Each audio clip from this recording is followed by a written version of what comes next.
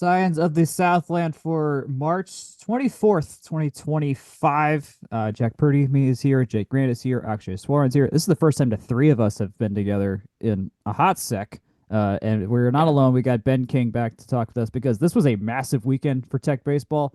Notre Dame is not exactly the pinnacle of competition that we'll be facing this week, but it still was a very important week as Tech baseball has cracked the top 25 per D1's rankings at number 25 in the country. They are 20-4 on this season, 7-2 in ACC play, which is good enough for second right now in a divisionless ranking system, which is I forgot that that was the case when I checked the ACC website today. Was that I do not have to look at the Coastal Division anymore. It is just the ACC.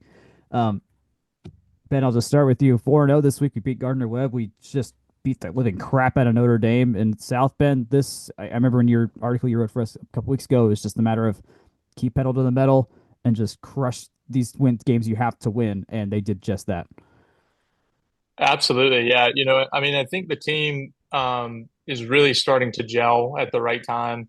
And say what you want to about strength of schedule, Notre Dame is it is a hard place to go play in baseball because it's Right. freezing up there. It's kind of Yep. one of those environments that'll just like sneak up on you. You go up there and you think, oh, we're just going to roll out here and roll over these guys. But I think I saw over the weekend, like Tech had never won a series at Notre Dame before this weekend, and then Jesus. just went up there and absolutely kind of, for lack of a better term, just dog walked them for 3 games. Yeah. It's Yeah. just really encouraging to see if anybody that you can play in the ACC, if you go out and have three games like that, that's a really encouraging sign. So I think definitely trending in the right direction and really all facets of the game right now. To your point about the cold, the innings that I caught on Sunday. All the guys were wearing ski masks at the plate. Like it was that level of just brutal cold. The recap said on Friday there was 40-mile-per-hour wind gusts at one point during Hmm. the game, which makes sense for Kyle Ludis, who hit 3 homers in that game, all out where the wind was blowing. He also had a triple. They didn't get back to me on who was the last jacket to have 3 homers and a triple in a game. If that's happened, I assume that's happened at some point because college baseball is weird. Um, he had another homer on Saturday, so he had a 4 homer weekend. He's on top of Burris when it comes to homers now. Uh, we haven't lost on a Friday this year. That feels as important as any particular wins we've had all Yeah. year. Is that Tate McKee and co are getting it done early and establishing the tone during series. Absolutely. I mean, and I think even more important than that, you're getting that win on Friday night, but the length that Tate is giving you and just how solid that he has been. You're not having to go to Mason Patel. You're not having to go to Jalen Payton on Friday night and Right. tax those guys early in the weekend so that then they have to come back on a couple of days rest. Either pitch the next day or pitch on Sunday a day later. I think Tate is, and we've talked about this. We talked about this in the preview. I talked about this in the article a couple of weeks ago. Like Tate is kind of the linchpin of this whole team. Like as long as he continues to be a legitimate Friday night starter, it just gives you so much flexibility with your bullpen. It allows Mason Patel to throw 6.2 innings like he did on Saturday, and then it allows Jalen Payton to be fresh on Sunday, ready to go. I think he threw 3 innings on Sunday. Yep. In years past, we haven't had that type of Friday night starting pitcher. You've No. had relievers in the game in the second or third inning on Friday night, and then you got to throw your high leverage guys on Friday night. They're taxed for the rest of the weekend. They're coming back on Saturday and Sunday. And I tell you from firsthand experience, it may not seem like that big a deal if you only throw an inning or 2 innings on Friday night to come back and pitch the next day or the day after that. It is like it, and It's especially over hard. the course of It's the hard. season, Yeah. it just adds Yeah. up. The wear and tear on your arm adds up because you got to think about all the throws in the bullpen, all the throws in between innings, and so to have the success that they're having on Friday night right now, it says a lot about Tate. It says a lot about the offensive approach from our guys that you're going out there against other teams' Friday night starters who are their best pitchers. And, we've been really successful offensively on Friday nights as well. I think anytime you can win on Friday, that just sets the tone for the entire rest of the weekend. You got to win one more game. Then you just have to go 500 the rest of the weekend to win the series. Yeah. Yeah. It kind of seems a la, and this is where the regional system is so odd, but like it's a format you don't see really the rest of the year, but winning that first winners game, if you will, the setting yourself up to, win one the rest of the weekend to win the weekend, like kind of the, I guess, same song, different tune type of deal. If I had to guess. But Absolutely. maybe Yeah. we're getting ahead And of ourselves talking about the regional, but yeah, no, I mean it's a good point. I mean, the regional, it's weird because it really is, to me, I've always looked at it like if you want to make the regional final, then you need to win your second game. If you want to win the regional, you need to win your first two games. Like yeah. because you have to win the first two games to not have to come back and beat the winners bracket team twice in the regional Yep. final. And there's just really not many teams that have the pitching to do that, unless it's a weird situation where like a host drops a game early, and then maybe some mid-major school ends up making it through the winners bracket, and then they just run out of pitching. But if Right. like say Yeah. in our situation, the last few years, we get sent to an SEC school, we drop one of those first two games, we don't have the pitching. Nobody has the pitching to come back through and beat one of those high-level SEC teams It's a like crazy that two gauntlet. Yeah. times. Yeah. So you got to come. It's like you're saying, you got to come out and win those first two games. And I think that the way that Tech is playing right now, you've got Tate, who is a legitimate Friday night starter. I'll throw him out there against anybody in the country and like my odds. And then you've got Patel and Jalen Payton, who between the two of those guys combined, I mean, Patel basically functioned as a starting pitcher this weekend. He threw Yeah. six plus innings, and then you had the work of Patel and Jalen Payton together. They covered over an entire game, just the two of them out of the bullpen. Yeah. So that there's your 2 games worth of pitching. That's your hope. You go and win those 2 games and hope that your offense can do its job against regional level pitching, and hope that you get through the winners bracket of a regional. Right. Yeah. That's huge. Yeah. Practicing how to win early is massive. Not getting in not letting yourself get in the mental standpoint of getting in a hole and battling out of it. I imagine that's got to be massive just to do this Absolutely. now versus, in April or something like that. And that's been such a big issue just for our program. Like the last couple of years, I feel like we've had such a knack of like, we do a good job of digging ourselves out of holes, like whether it's losing on a Friday night and then getting way behind on a Saturday and then roaring back, winning the Saturday game, winning the Sunday game, winning a series, Right. or losing the first game of a regional and then fighting back through the losers bracket. But if you can just never put yourself in the hole in the first place, like just stay ahead of the 8 ball and take care of business early on, then you're going to be better. You're going to have you're going to have an opportunity for more success. You're going to make it further. And at some point, like the clock strikes midnight. If you're playing from behind all the time, you're not going to be able to consistently do that. Right. You're just kind of flirting with disaster. Yeah, exactly. Some numbers here. Mason Patel did throw 6.2 innings in the 9-5 win on Saturday. He only threw 73 pitches in that run, too, which is just bonkers. His ERA is still sub-1. Will Baker, the Aussie, got his first homer. He is. I love how the Tech Notes made the point to say he's the first Aussie jacket to hit a home run in a game, which is like there's been how many Aussie jackets that have played baseball? I actually Aussie would jackets? love to know what the number is. If he's the first Aussie jacket to a homer, is he not just the first Aussie jacket period? I'm very confused by this conceptual. This is where I could drive the podcast way off in a ditch and say it's really cool how many more Aussies, and you got Rintaro coming over from Japan. I mean, it's a global game. I mean, I'd probably wager that he's probably one of one or one of This two. sounds like I a had to great guess. The summer episode of International Jacket Lore sounds absolutely incredible. Yeah. Sunday we won 10-1. Riley Stanford started that game after there was no starter announced initially. By the end of the series, Von Lackey and Kyle Ludes are tied for 18 RBIs apiece to lead the team. As Ben mentioned, Payton threw 3 innings. Caden Spivey closed that game. Back on the Patel point, how sustainable is it to throwing 6 innings? Eventually, it's just like it feels like.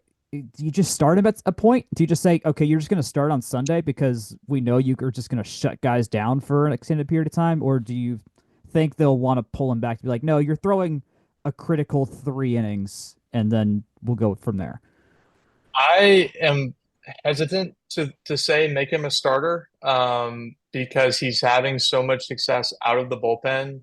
And, it's like look at if he can do what he did on Saturday, like if it's almost just like Brady Jones was like, this wasn't the plan, but it's almost like Brady Jones was an opener and then Patel came in and finished the game. Yeah. So I look back to a couple years, and this is crazy to me that we're even but his numbers have been this good up to this point that I think you can start to have this kind of conversation. If you look at the numbers of a guy like Kevin Kopps a couple years ago at Arkansas, he had one of the most unbelievable years of a college, like he had the most unbelievable year of a college relief pitcher ever. And he was such a weapon for them.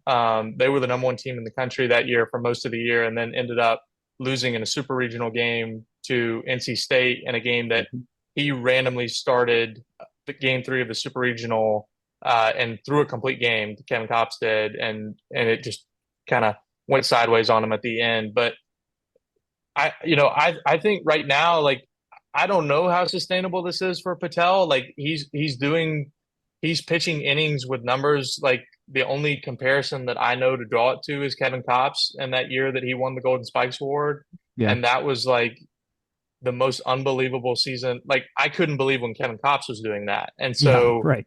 Like we'll see if this is sustainable from Patel. I think he's proven. I think at this point you can say like he's going to be good. He's going to be a good relief pitcher. I don't know that he's going to have a sub-1 ERA and throw 100 innings this year, because that's just kind of a superhuman effort. Yeah.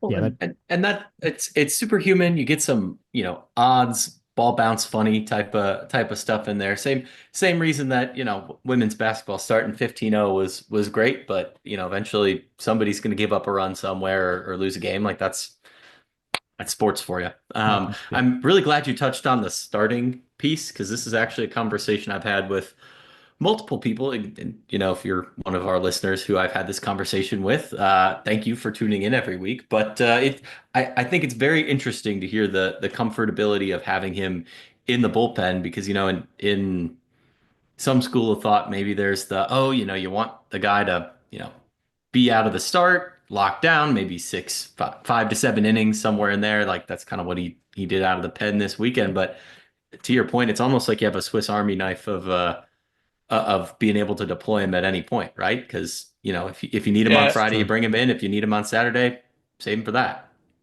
Absolutely, and I think it's kind of almost one of those things like where as long as Tate is throwing well on Friday, then you're like, all right, let's let Tate have Friday night. We're gonna try, and you can still bring Patel in on Friday night. But my strategy would almost be like, all right, let's throw Tate, get what you can get out of Tate. If it's a close game, let's throw Jalen Payton out there, let him finish the game on Friday night. Let's try and get a win there. Let's pick one of the next 2 games, whichever one is, if it's close, and whichever one of the starters starts to get in trouble, put Patel in, let him go as long as he wants to go. And that would be how I would roll with things. The only other reason I say that is and this argument is not really as much based in reason or anything like that. It's just that we have had a lot of instances the last couple of years of a guy does really well as a reliever. So we're like, oh, let's throw him in the starting rotation. Like we're just going to make him a starter now. And then it goes really poorly and he struggles. And then not only do you not have your starting pitching is not any better, and you've done away with your ace in the hole out of the bullpen. Yeah, and now your pitching situation is just really shot. So I'm kind of in the camp right now, at least, of like, if it ain't broke, don't fix it.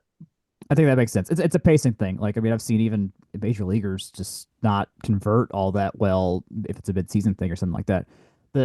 An analogy also struck me of Spencer Strider when he got to the Braves as well, because he was just a monster out of the pen. It's just like, wait a second, we can't just let this guy not start. And then it was early enough in the season they just started starting him, and now he's the best pitcher in baseball. Obviously not the same thing here, but like still, it's like it's in that track right now. And it's just a matter of how does Danny Hall want to manage that and keep Mason set up best for success in the context of what this team's got. Tate McKee threw 101 pitches on Friday, which that's also good to see just for stretchability. And that was over 5 innings. So, 20 pitches an inning is that's fine. Like that gets the job done. So, like that. Brett Barfield pitched 3 innings in that game, which is good to see. Looking ahead, got Kennesaw State on Tuesday, one of the normal midweeks of the season. And then we were talking about this before the show. Possibly, I mean, the most anticipated ACC weekend series Tech has had that for a not Georgia opponent in Lord knows how long. Number 3 Clemson comes to town, and I was telling him earlier when I tried to get a press pass, I can't sit in the press box this weekend because I was just late to the request. There's only that many seats, and I cannot get a seat. That's how in high demand and high coverage this series is going to be. So, I mean, y'all have been focusing on this team longer than I have. I mean, what was the last time you'd say we were this anticipated of a series in midseason? So the one I was texting with some guys that have been around the program earlier today, and the one that we kind of thought back to was like in 2021, we played Louisville at home. They had been an Omaha team the year before. We were coming right off of a sweep of NC State on the road and came back, and it stinks because that was kind of the weird in between COVID years, so we didn't have great crowds because there were like seating restrictions, but that was just the whole energy leading up the week to that series. Yep. And then the 3 games we lost on Friday night, and then ended up coming back and winning on Saturday and Sunday. And that was as close to a postseason type of feel from a series, and that was in March any time in my 5 years. So that's really the only thing that I can imagine, the only series that I can recall that was anywhere near this level of anticipation leading up to it. It's funny you should mention the not being able to get in the building thing, because I remember I had a class on Friday, my grad school year, and I had to watch that from the Crosland Tower Library because that was the best thing I could get with a view that was anywhere close to my class, because there were that many people outside the fence in the right field bullpen. And I think I watched at least one of those other games from the outfield corner just because you couldn't get in the building. That's a great pull. I had a 2019 series in mind there, but I guess that might as well be ancient history. That's 6 seasons ago now. Oh. Yeah. That is. Don't do that. I think bringing up the 2019 team, like I think that team is kind of that was the last team to host at Tech. That was the year they were the number 3 overall national seed.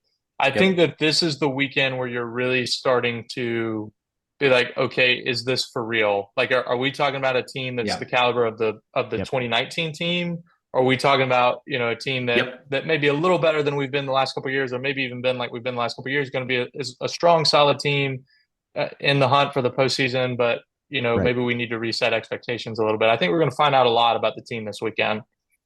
Yeah, absolutely. I think I think they had a couple great weekends that year, but the UCLA series early in there when UCLA kind of coming off the height of their power, UNC, Clemson, we had a good home slate that year. But I mean, there's a lot of baseball left to play here. This might not be the last series that we talk about kind of like this, but with still having 2 months of runtime left on it. So. Yeah, hopefully. I mean, this ACC baseball, as usual, is very stacked, so it's not like we'll be lacking in important games. Granted, this is, of course, the schedule we've noted. It's like not the craziest we've run into. This is a winnable schedule, all things considered. Clemson last weekend played Wake Forest, another powerhouse, and stole that series with a 7-6 win on Sunday. So they're coming off that. They play Coastal and Presbyterian this week. And then beforehand, they also they lost a game to Notre Dame at home, so they were not able to sweep the Irish. They are sitting right now at a 23-3 record, 4-2 in ACC play. So we've got an extra ACC series, but with about the same record, all things considered, for right now. Last thing before we all leave, I forgot to put this in the sheet. Zach Maxwell making waves with his celebration when playing for the Reds. That just fun to see him surface back up after all this time. Yeah, absolutely. I'm really proud of Maxie. He's been great. I think he's got a shot to debut at some point this year. Another Pro Jacket update: Christian Campbell, the Red Sox just announced that he made the team, so he's going to make the opening day roster with the Boston Red Sox. So it's really cool to see a lot of the guys that from the last couple of years. We've got a lot of guys that are either going to be on opening day rosters or are kind of knocking on the door and should make it up to the big club sometime soon. Yeah. So there's been a lot of, and I'll make my plug for anybody listening. Like, there's been a lot of talent on the team the last couple of years. There's a ton of talent on the team this year. Like, if you're ever thinking about going to a Georgia Tech baseball game, there's never a better weekend than this weekend. Like, the weather's going to be beautiful, great opponent. Yeah. Get out to Rush Chandler and catch a game or two this weekend. Critically, Clemson people are all over Atlanta. We just need to get there before they get there. Like, this is a literally battle for our seats kind of situation, which is the nature of being in an Atlanta team, sadly. So, it's a Friday night, 77 degrees. you can't beat it. You can't beat it. We all got to be there. Sunday might have some rain, but it'll be mid-70s regardless. So yeah, absolutely perfect baseball weekend. Gonna be good. Akshay, any last notes before we say bye to Ben? The only thing I want to mention, I think this is something that we brought up during the preview episode, is that there were specific defined goals of improvement for this pitching staff. I think, Ben, you said like last year it was, hey, just we want to throw more strikes compared to the year before. And this year, especially if you look at like ERA, FIP, like some of those numbers, just for Tate and Mason, right? Tate goes from 5.14 FIP over how many innings pitched is this? 47 innings. So now he's at 30 innings pitched and he's down to 2.77, right? Mason Patel on the flip side, 5.26 FIP, 2.46 FIP, and just around the same amount of innings, 36 in 24 and 29.2 in 25. So I've been looking in the background for approximately like 20 minutes about how long some of these metrics take to get stable. And honestly, I think to everyone's point, like this is around when the number of batters start hitting that point of reliability, the number of innings pitched hits that point of reliability. And for the most part, yeah, like these performances are just like they are starting to be like, oh, this is like a true measure of quality rather than, okay, there's luck, a little fielding, et cetera, involved here. So I think going back to those points we were talking about earlier in the year, and especially what you brought up, Ben, about like incremental improvement and being process oriented in that way as a staff, I think you can definitely, again, this is just two pitchers, but those are the first two I could find on Fangraphs, which, by the way, now has college data, so go check that out if you can. So just you can see that process-based improvement and say, hey, this is our focus for the year, and this is what it's wrought, right? And so I think that level of comparison and that what you can see on the stat sheet, I think is really cool. Absolutely. And I think it takes those first couple guys. Like you got to have one or two guys that it clicks for, and then that they can start to lead the pitching staff, guys like Tate, guys like Patel, guys like Jalen Payton. And then that just the whole culture of everything on the pitching staff starts to change instead of guys coming out there thinking like, oh, our pitching staff stinks. We're not any good. We're not going to get anybody out. You're now thinking like, hey, we're pretty good. Like we got a Friday night guy we can roll out there and feel good about. We got this guy coming out of the bullpen. We can throw him out there and we feel like we're going to win this game if he's in the game, and it just changes the whole dynamic and way that you're thinking about it. So for sure. I mean, it's definitely trending in the right direction, and I'm really excited to see, the performance that they put out this weekend. I think we're going to learn a lot about the makeup of this team. I agree. This is so fun. Can't wait to see how this weekend pans out. I mean, just most excited we've been in for Tech Baseball and way too long. So, hey, it's good. We're good. Glad to be here. Ben, thank you so much for hanging out with us again. Your insight is extremely valuable. I can't agree. Having started a Friday and Sunday game in the same weekend during tournament ball when I was a kid, my elbow did not respond well. So it sucks. It sucks. Don't do that, kids. Just do not let your coaches throw you 60 pitches on Friday and another 60 on Sunday. You just don't need to do that. No, absolutely. Anyways, all right, Ben. Thanks so much for hanging out. Good to see you. Thanks, guys. On to softball. We didn't get this in this episode last week because not even 30 minutes after we cut the recording last week, where we were like, oh my God, softball's gonna play against St. Mary's. This is cool. They announced the field was in such bad condition they didn't play the game. So the spring break trip resulted in one less game. They just went to San Francisco and I guess just hung out. And then I know the Georgia Tech Alumni Association arranged some cool stuff for them to hang out and meet some West Coast Jackets, but they did not play St. Mary's. So that marked that down for one less sicko game.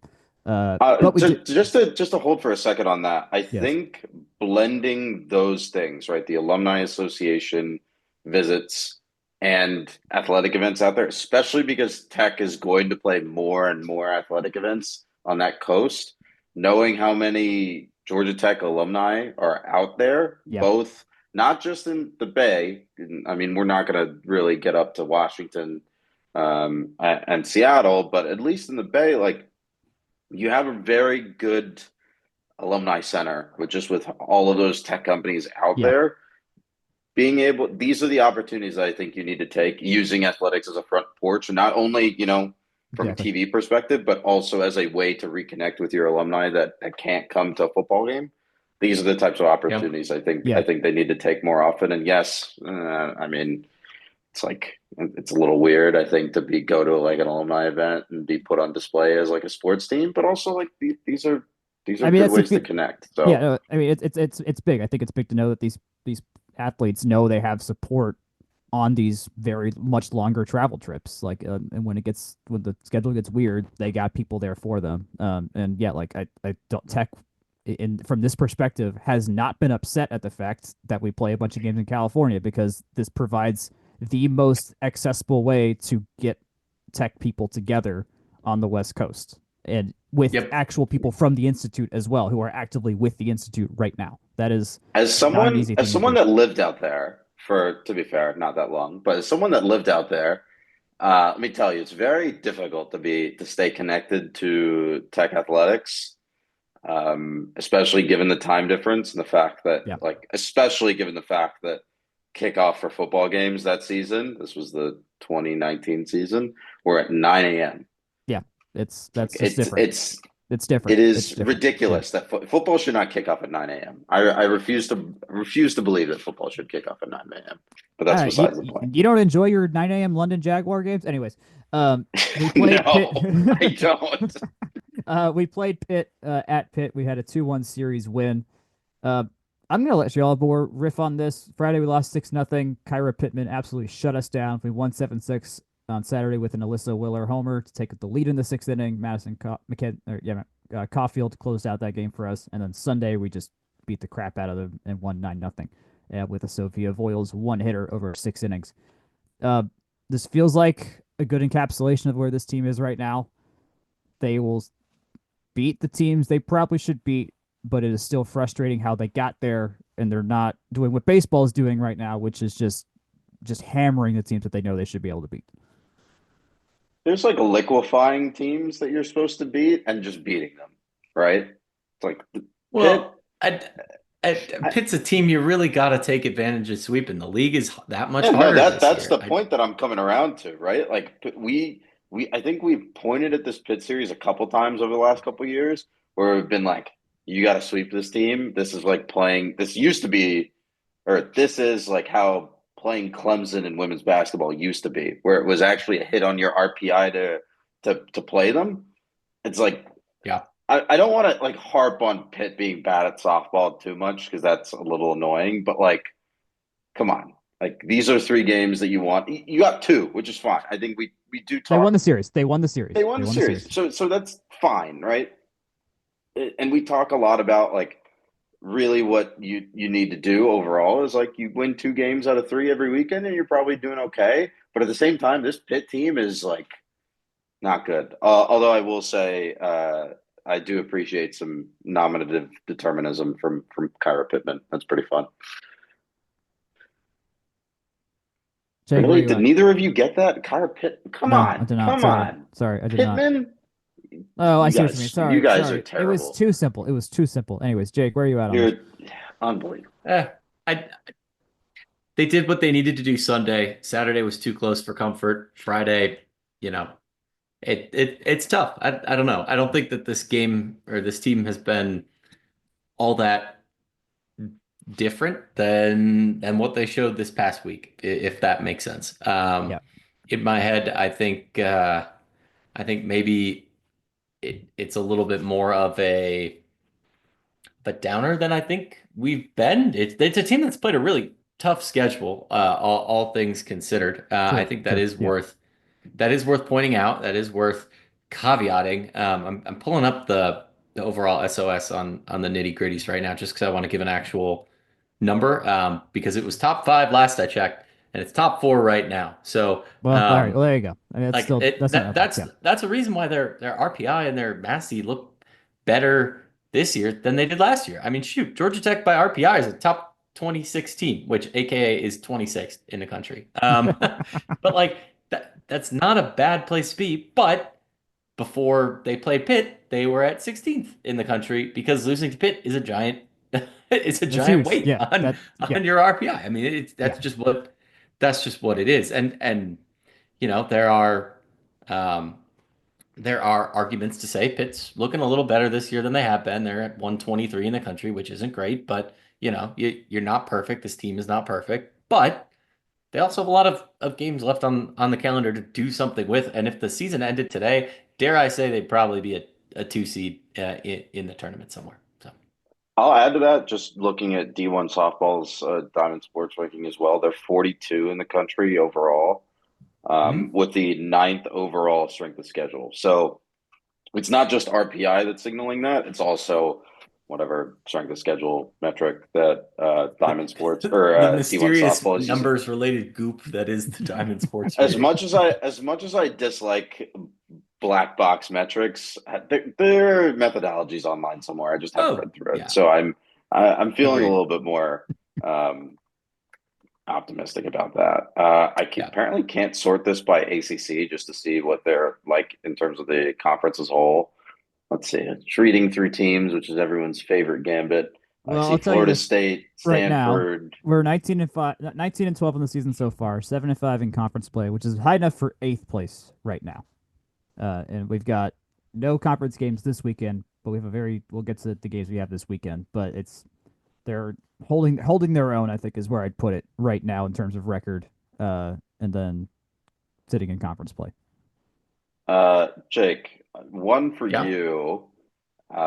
How good is Virginia these days? And is the number Well, that I'm seeing on my sheet right? they were a tournament team last year. ACC, I think, probably could have earned a 6th bid last year to the tournament. There's a couple teams that could have been, Georgia Tech being fringy one of them. But right now, RPI has them at 32 in the country. I'd say they're having a nice follow-up to last year. North Carolina's also better than they've been. Louisville's by the numbers better than they've been, but the last 2 weeks haven't been great. I think this is a new ACC in more so than every other sport that we've talked about. The ACC has vaulted into a pretty clear second hardest league in the country, and Virginia's along for the ride. They've put some effort into making that program better than it has been. North Carolina's better than they have been, and Pitt. Shoot, we talked about Pitt being a little bit better than they've been too. Don't Yep. love that Pitt's 11 and 18, but if that's the worst team if that's the worst team in the conference, like that's. Virginia's good. To answer your question straight up, Virginia is a good quality program. Are they Virginia Tech good? No, and they probably dislike that. But be better. Like I don't know.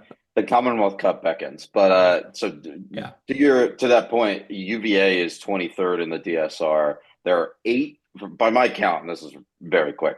There are 8 teams above Tech. 8 ACC teams above Tech in the DSR rankings. Keep in mind, Tech is at 42. So that is right around half the conference. That is above Tech, and all of them are, I mean, in the top 45. It's ridiculous. It's ridiculous how good this conference is. And of course, even without the Valchais in Clemson, they're still up at 15th. So it's crazy. It is crazy. Yeah. And adding Stanford and Cal's, we talked about this earlier, and I got owned by thinking Cal wasn't that good in our chat, but Stanford and Cal are good at softball, right? So Yep. Yeah. Yep. I mean, we lost 2 or 3 for a reason. We were almost had it at Cal, but yeah. No, I mean, we right now in our last the last 2 series we were we were 1 game under 500 so far. So or 2 games, 1 game. Anyways, we got a losing record in the last 3 ACC series. Coming up is weird. Tuesday, not weird. Play Mercer at home, the usual midweek local team. We do not have an ACC series this weekend. Neither does Oklahoma State, and neither does Penn State. And that's because those 2 teams will be coming to Atlanta and playing basically a round robin against each other. This is not like a named tournament like the I-75 tournament or the Buzz Classic that we usually have at the beginning of the year. We are just playing Oklahoma State twice. Oklahoma State and Penn State are playing each other on Saturday at Muleborn, and then we play Penn State on Sunday. Oklahoma State's number 13 in the country last I saw. Penn State's not ranked right now. But this basically kickstarts the big meat of the calendar for this team. That's going to be a lot of hard games they're gonna have to win. They got that. Syracuse is the weekend after, but then North Carolina, Florida State, Georgia, and Clemson to finish the year. So getting one against Oklahoma State would go a long way for this team in a lot of categories, I have to imagine, especially for just having a big win like that. Because right now, we've got one over Stanford, who was ranked at the time. We did not beat Mississippi State, who was ranked at the time, and that's it. So if we could somehow pull one over Oklahoma State in a travel Auburn was situation. ranked, weren't they? Auburn, not according to the schedule Thought here. they were. Maybe they Oh, were. I think they thought they were number 22. They were 22. You're right. Sorry, Auburn. We beat Auburn. Okay. Okay, there we go. We got one.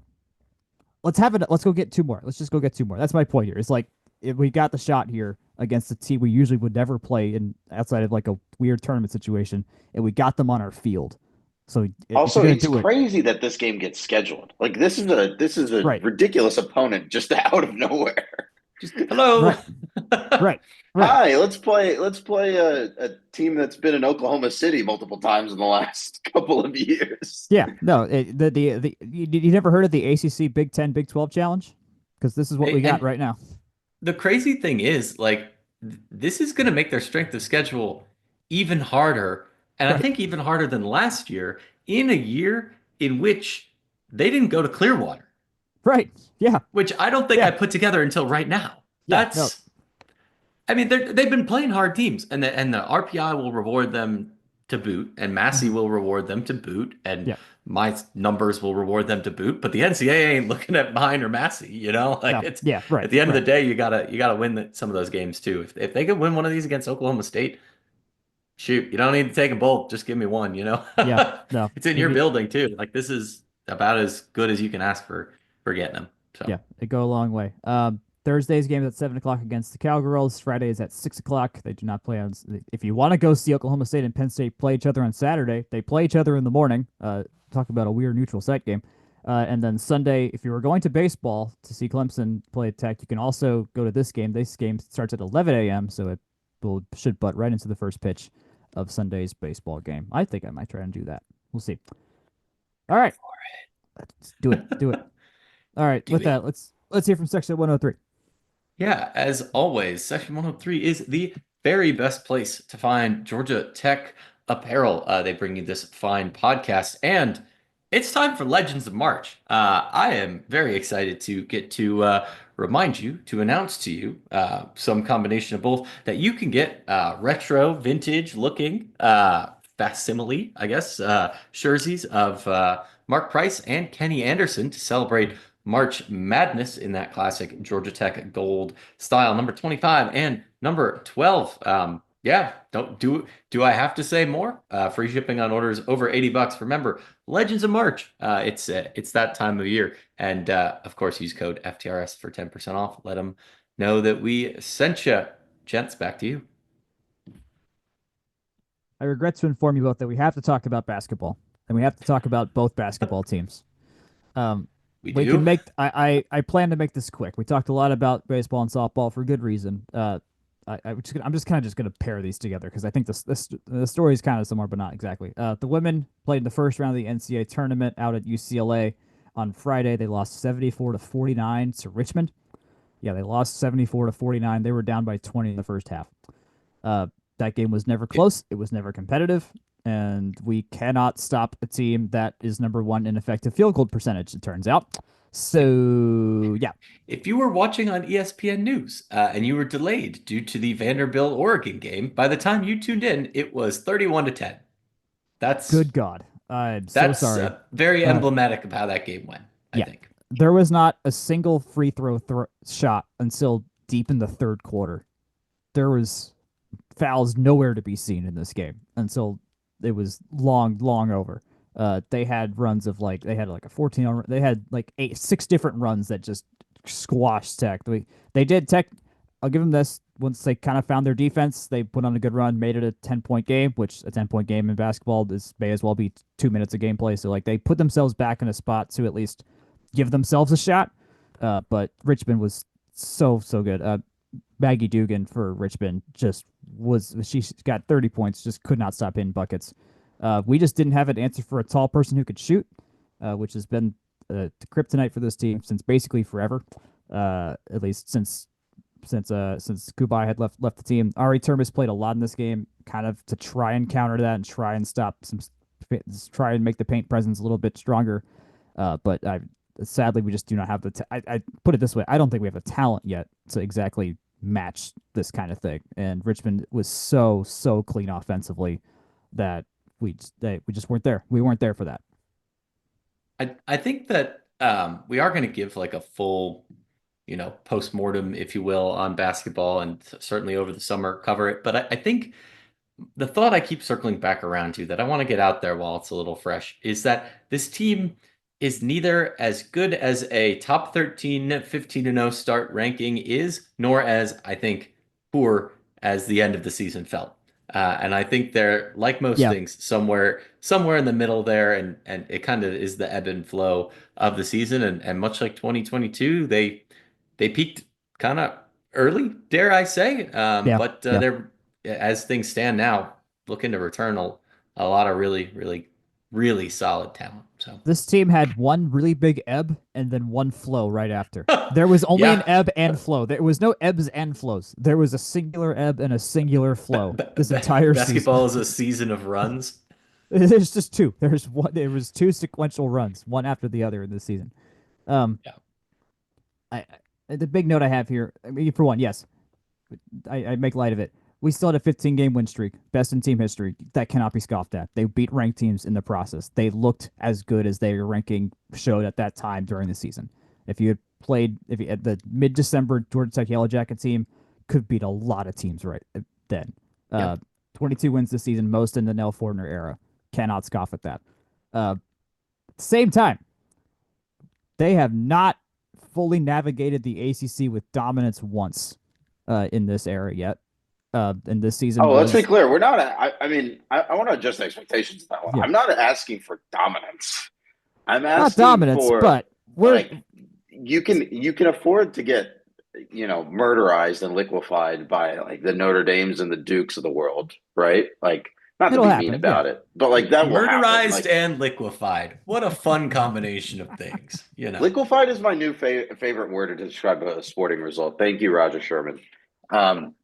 But like you can afford to do that. But I think where you lose me and where I get frustrated is, I mean, even in that Duke game, right? Not being able to put a ball in the back of the net, or in the net specifically, in the last like 5 minutes when the game was within 5 points. Yeah. Right. In the Clemson game, just getting outworked at the end of that game, and by a team that you were definitely better than.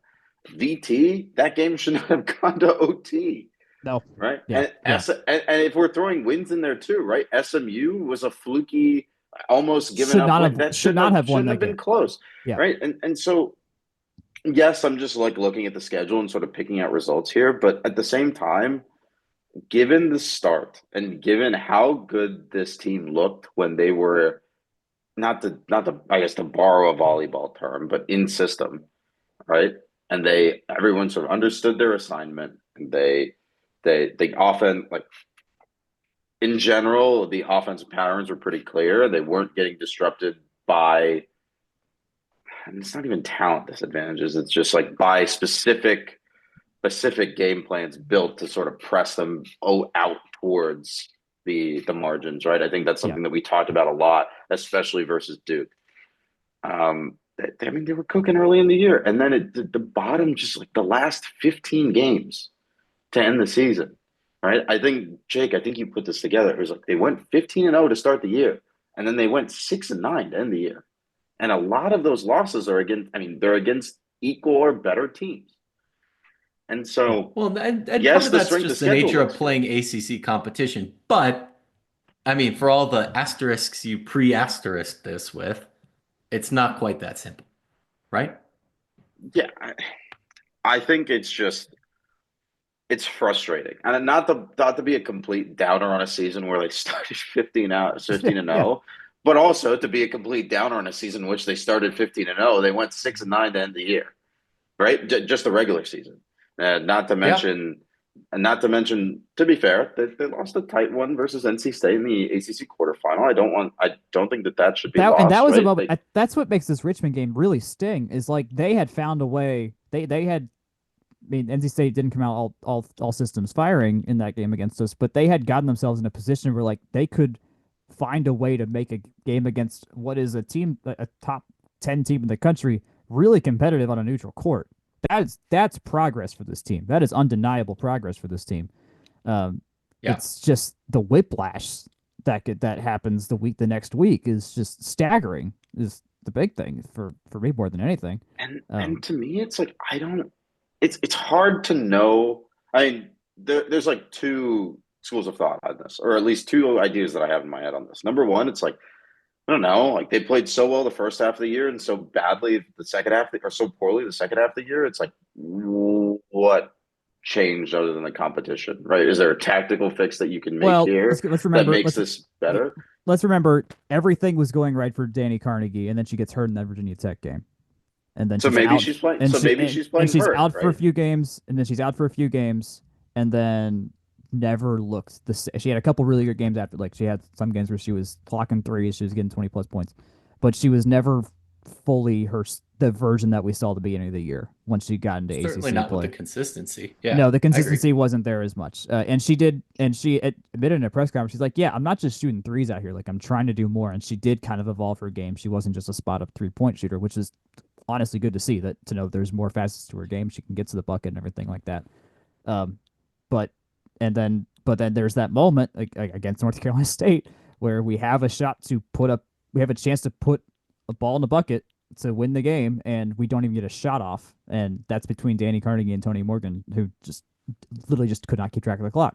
So there's that piece, right? It's like, okay, like there's internal like player consistency issues, but to be fair, she's also a freshman, so that's going to happen. And I think part of that too, not to get too in the weeds on the second point, is that Chit-Chat Wright came out really hot to start the year, and then went ice cold through the middle stretch of the schedule, and just again like a smaller scale version, that inconsistency that comes with young players. Yeah, right. And she picked it up. I think down the stretch she was much more reliable and was able to get some shots in. And I mean, she started a lot of games. Like they had her starting, which is huge for her. Like Russ Augusta-Naite started last year, but she kind of faded out. Even within that season on a worse team, Chat she absolutely grew throughout the season, which is a big deal. Yeah. So, but I want to like bucket those as like those are harder problems to solve, right? Then there's also the potentially very easy problem to solve of just get someone big to like play effective defense and stand in the post, right? Which I'm not trying to make this out to be that this is the panacea, or however you pronounce it, for all the problems that came up in the latter part of the year. But like, also, I think a lot of these problems, a lot of the getting pushed over to the margins get that, especially versus Duke. Not to bring this up as like a point, like a consistency thing, but like a lot of those kinds of problems where they get stretched out defensively and then can't make that killer pass in the middle. Well, if you have another like 5.5 inches on whoever's you're defending, it kind of solves itself, as right? you say about this volleyball team. No, I think it's the same problem. I don't want us to sound like we're completely blowing past the men's result on Tuesday in the NIT, but like a lot of the ways we talked about how the game played out it felt like watching or listening to, in my case on radio audio stream, a very similar game between the two. I don't know if you guys have any clarity on that. Sorry, but I would say for the men though, it's like the take I have on that is a little bit less complex. It's like I think for them they just ran out of gas. There's like a certain rhythm that they had going into that game, right? They're playing short rotation games towards the back half of the season. They're playing basically 2 a week, right? And then they even into the ACC tournament. And then they get to the tournament, they lose in that quarterfinal, and then they're just off for a while. There's like nothing. They're not doing anything. Yeah. Let's backtrack here. They lost 81-64 to Jacksonville State, hosting as a number 4 seed in the NIT. This was the first time we've been in the NIT since 2017. We did not. I was at this game. It We just didn't play like we really wanted to be there. The vibe in the arena was weird. Because it was a Tuesday and it was, like tickets were on sale Spring for like break. not even a day. It was Yeah, spring break too, right? Like there was no student, like barely any students in the building. Jacksonville State's band was there, and they honestly were a little bit. They like took tech spot in the arena. This was a weird vibes game, all from top to bottom, from top to bottom. And I that one feels a lot less complex. It's just that I Yeah, don't think they knew they were playing a game. We absolutely got to check. That's huge. I'm sure they just they're not going to ignore the fact this is probably a financial decision more than anything for Tech. Hopefully, it did help us in the athletic department. So I don't they want to just ran really. out of gas. Like from a Yeah, competitive standpoint, just to like close the loop on what I was going to say, they just completely ran out of gas. yeah. It's not like they swooned or anything because I mean, especially late in the season, even I, noted basketball cynic or men's basketball cynic, was able to say that they were playing at a decent clip, right? Yeah, This is a yeah. team like Tech baseball. Yes, this isn't your like or Tech basketball. Yes, this isn't your like granddad's or father's ACC, but they finished over 500 overall and then 500 in the conference, which is an achievement in and of itself. Which again, it's good, but like they just ran out of gas. They were playing so many games with a short rotation. They didn't have the depth to withstand a bunch of those injuries, and then it just they kept taking out credit and then had to pay it all back in that last game, that last week, and it just didn't work out. Something like that. Jake's got to go in a second, so Jake, why don't you just plug we got a USI update for softball and baseball, so let's plug this in before you got to go. Yeah, I'm gonna plug it before I go because I do have to hop off. But gents, if you look at the baseball little graph that I just sent over, the numbers, which I will remind everyone is optimized for the last weekend of the season, have Georgia Tech in position to host. So I would decidedly say In that what we're baseball, seeing in right baseball. now in baseball is not a mirage. It is not a mirage, I think is my upshot. A lot Okay. of play still to go. This weekend is going to be super telling, but they are certainly playing their way into the discussion as a solid regional or certainly a number two seed that people would not want to have assigned to their region if that tracks. Softball, on the other hand, is in the tournament picture, would be an at-large selection. But yes, losing to Pitt does ding them a little bit, but they've got the opportunity to bring that strength of schedule and get a couple quality wins this weekend. So wrapping that back around. Tournament prognostication, and then the tennises are also kind of nicely in the mix, but I don't do those numbers. I just look at Massey for those and do some math based on how many conferences there are. So I'm so mad we forgot to get the swimming before we had to go. But big med swimming week coming up here with Max Fowler and the boys in the relays. We covered it last week. If you want to hear Yep. what relays we're at, I guess we'll actually probably throw that in again down here. Anna Bradescu, 24th in platform this week, so no points scored for her, sadly. But hey, Close. she got there. No She cigar. got there. She got there. All right. All right, gents. I will see you next week. We will wrap up here shortly. Men's tennis was in Florida. They faced Miami, lost 4-3, and then lost 4-2 to Florida State. They play North Carolina State and Wake Forest this Sunday at Ken Byers. These are tennis teams from the state of North Carolina. It'll be hard to win. That's the rule. That's the rule here. Women played Syracuse and Boston College. Very easy wins, 4-2 and 4-0 as expected. They also play Wake Forest and NC State, but on the road. Same rule applies. Tennis teams from the state of North Carolina, very hard to get around. So that'll be a fun test to see there. Tennis is up to number 29th in the country right now. Men are up to 38. So they're kind of hovering in the same spot. They're in the same zone. I mean, I think we've been talking about both of these teams for a while, probably the last 2-ish years, as being in the same spot from a developmental journey perspective. Yeah.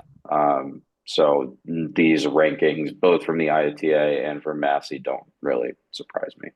Yep. No. About where we saw. To go back on men's swimming. So yes, this week the men are at the NCAA Championships. The roster we have sending out there: Merritt Kilavuz, Berke Saka, Uros Zivanovic, Max Fowler in diving, and then our relay alternates of Robin Yaboa, Leandro Odorici, Antonio Romero, and David Kapinski. We have the A cut in the men's 200 medley relay. That is our race to watch. Kilavuz will also swim the mile free. Saka will swim the 200 IM and 200 backstroke. Has real chance to make the A final in the 200 IM, I believe. And then Max Fowler, this is where we are kind of sorted almost on national championship watch with this guy. His 1 meter and 3 meter dives, he is of the best in the country in this. There is a shot, and he is just a sophomore, so this may not be the last chance we get to see him absolutely ball out in the diving well. So we're hoping for the best there from him. These usually air at 9 o'clock on ESPN Plus if you would like to watch the final sessions for anything like that, and hear Rowdy Gaines do his thing. Lastly, club hockey, they were at nationals. They had such a good performance. They lost 7-2 to High Point their first game, but they snuck out wins against Penn State, Harrisburg, and Miami 3-2 in both games. Huge wins for the team. Problem was, even though they went 2-1 in pool play, because of the tiebreakers, they did not advance out of pool play, sadly, and that was the end of the line for them in Jacksonville. But I mean, I don't think we expected that this number of wins here going into like this. No, I mean, even like I think on their website, it's either on their website or on the Nationals website, it had all of those game 3 if needed markers on them. Yeah. And not just for Tech, I want to be clear. But this is a really good performance. I mean, you lose to a better team in High Point. I imagine High Point was the other team that went 2-1 in pool play. And so I think this is a really good performance against, it sounded like both of those 3-2 wins in the back half of this bracket were high quality upsets, right? Yeah. And yeah. Yes, it's unfortunate not to go into the knockout stages, but this is a nice little sprinkle of sweetness right at the end of the season for this team. Yeah. So good result. Absolutely love that. Last men's basketball note I forgot to add on. Dorian Onwuchekwa has officially gone to the transfer portal. It did finally come out today, which is I think was rumored for a while, but basically Dorian, per Kelly Quinlan, this is quote, say that he quit on the team, and that is why he stopped playing for the Jackets in midseason. So that seems locker room stuff did not go well for Dorian, and that is why he is no longer with the team. So no really surprise there, but just roster update on that front. And they got the recruiting class next year. Mohamed Salah coming in, Cole Kerouac. The guys are coming, so we'll see that this season. I'm sorry. Hold on. No. Back. Time. What's the first name you said? Mohamed Salah, I think is how you say that. This is the guy that was the Silla, Sylla. Oh, Silla. Okay. Silla, I heard. We can cut this because I'm just too soccer brain to not. You thought I said Mo Salah. You thought I said Mo Salah. I heard Mohamed Salah, and I was like, hold on. No. It's not Mo Salah. It is not the famed Liverpool striker. I think we can leave this in. I think that's fine. That's a funny bit. On Survivor, Eva Erickson, our graduate from 2022, still out there, still on the show. You should watch. It's really fun. This week's episode, apparently, per the preview, is very interesting. I don't know if it has to do with her or not, but a lot of Survivor firsts apparently coming up, which is always cool for a show that's 26 years old somehow. So, okay, I think that's it. We knocked it out in an hour once again. We think this will always take an hour and a half, and we're not doing it in an hour and a half. Perfect episodes. We're getting so good at this, Akshay. It's we're optimizing our process. We're streamlining our business model, and we're getting better at our core competencies. Oh my God. Everything I just said made me incredibly ill to say out loud. Please wrap up. My goodness. Oh my goodness. All right. Anyways, to finish up, you can find us at fromtherumbleseat.com, or you can email us at fromtherumbleseat@gmail.com if you have mailbag questions, if you have any questions at all, or if you want to write for the site. That's always, the door is always open for that. You can find us on Twitter and Blue Sky at FTRS blog. I am at Jack Nicholas on both. Jake is at Jake Grant 98 on the Blue Sky. You find those March Madness tees from Section 103 at Section 103 or at Section103.com. Use code FTRS. This podcast is uploaded anywhere podcasts are found: YouTube, Apple, Spotify, all the places. We will have hopefully more coverage of baseball this week. Thank you again to Ben King for joining us. Thanks for listening. Go Jackets.